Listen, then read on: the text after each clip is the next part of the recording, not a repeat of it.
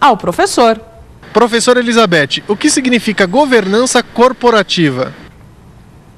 Veja só, quando a gente fala de governança corporativa, nós temos que primeiro saber historicamente onde ela surgiu e qual é a ideia dela aqui no Brasil.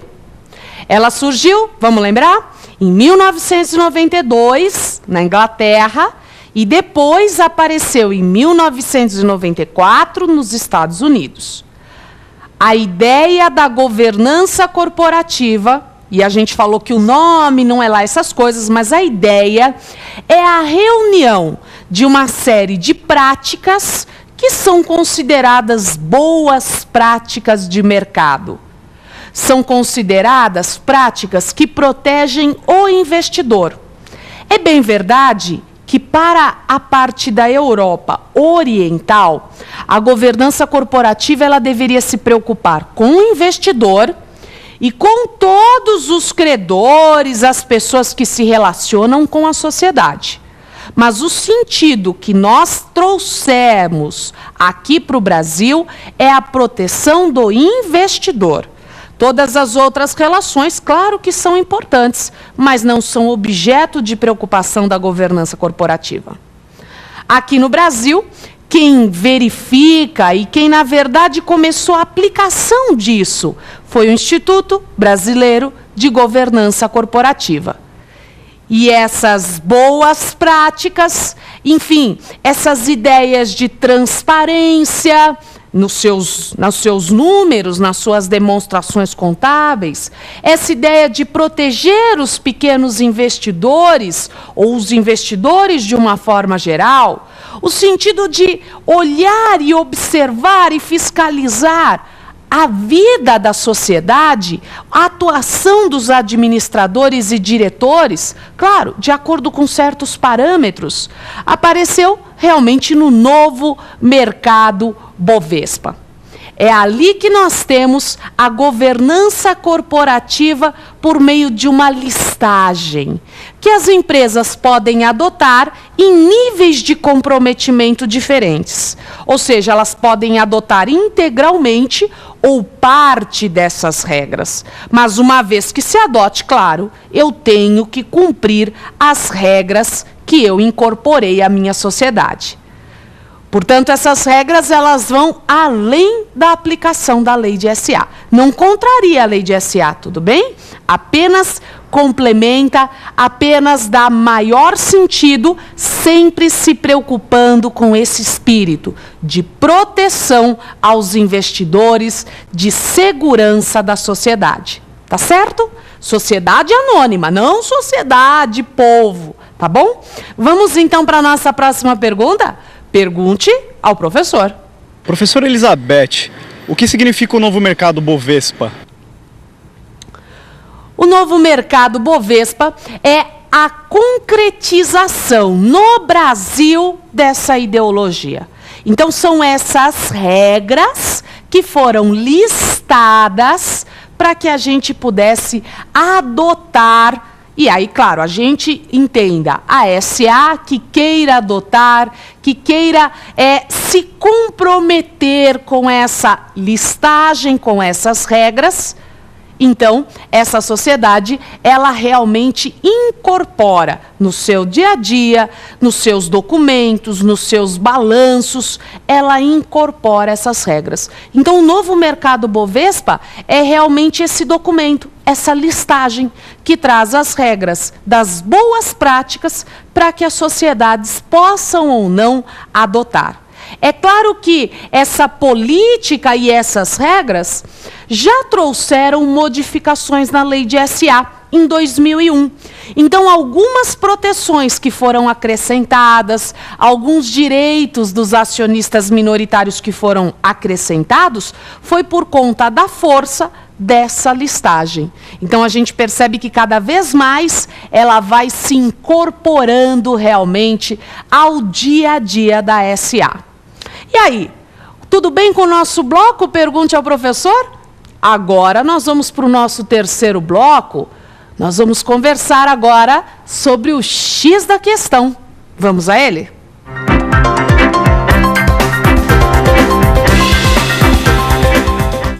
Olha só agora o X da questão, mas antes, vamos à nossa lição de casa. Lembra dela?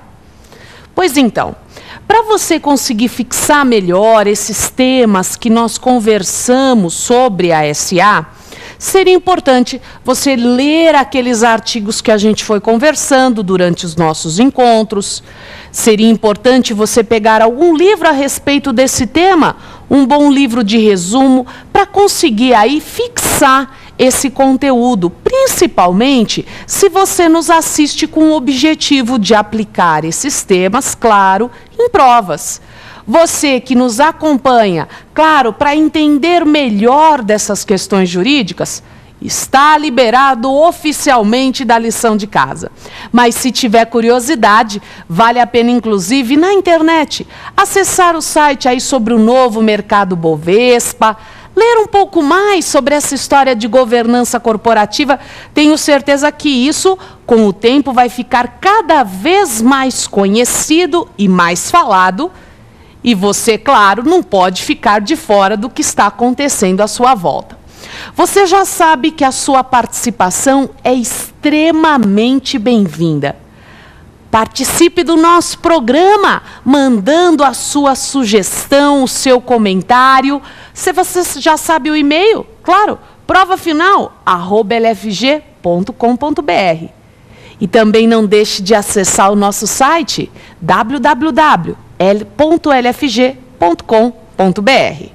Dito tudo isso, vamos então às nossas perguntas? Vamos lá, a nossa primeira pergunta.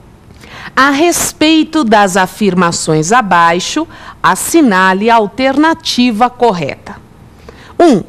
A ação de responsabilidade contra ato do administrador é de competência exclusiva da SA. Cuidado! Quando nós falamos sobre essas frases, primeiro a gente vai ter que ir vendo qual que é a verdadeira, qual que é a falsa, para depois achar a alternativa correta. Essa nossa primeira fase diz que a ação contra o administrador cabe exclusivamente à SA. Puxa, o problema é esse exclusivamente. Nós vimos que é verdade que a Assembleia é quem vai decidir sobre a propositura ou não da ação.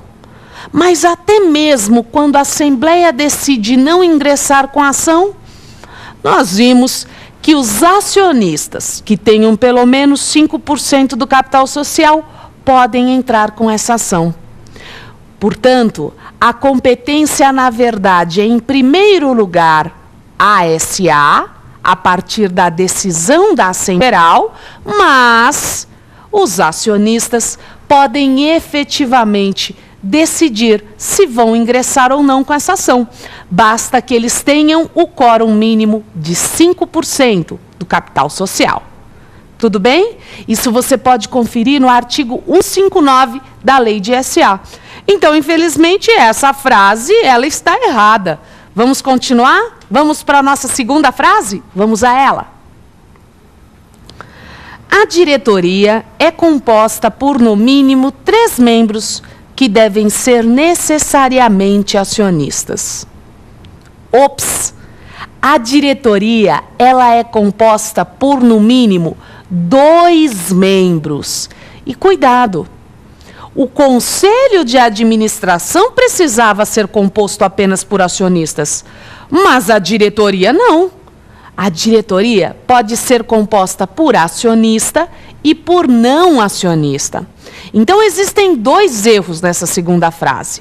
Primeiro, a quantidade mínima, que não é de 3, é de 2 diretores. E segundo, que essas pessoas podem ser acionistas ou não. Até aqui tudo bem? Beleza? Por enquanto não sobrou nada de certo. Vamos continuar olhando? Vamos para a nossa terceira frase?